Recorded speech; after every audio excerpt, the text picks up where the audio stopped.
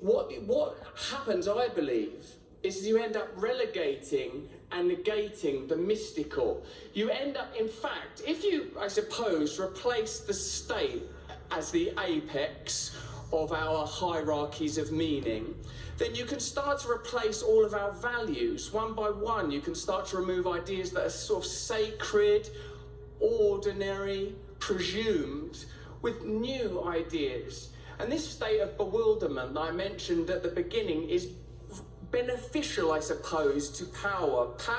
The powerful appear to benefit from chaos. The more there is chaos, the more there is conflict, the more there is bewilderment, the easier it is to assert authority.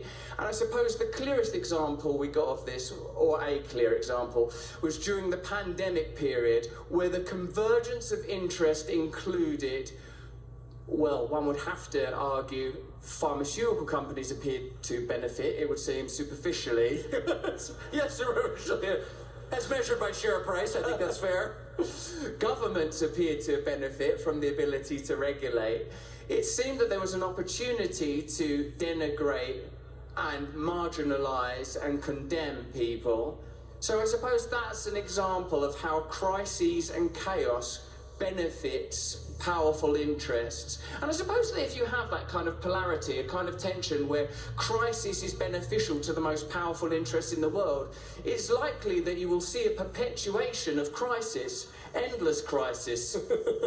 If the military-industrial complex benefit from war, you will have war. If the pharmaceutical complex benefit from ill health, you will have the perpetuation of ill health. If they require you to eat food that's bad for you and take medicine that's bad for you, then you find that this great, wonderful nation, in which I'm a foreigner, traipsing willy-nilly back and forth that border, almost at will, popping in them cages that Obama built.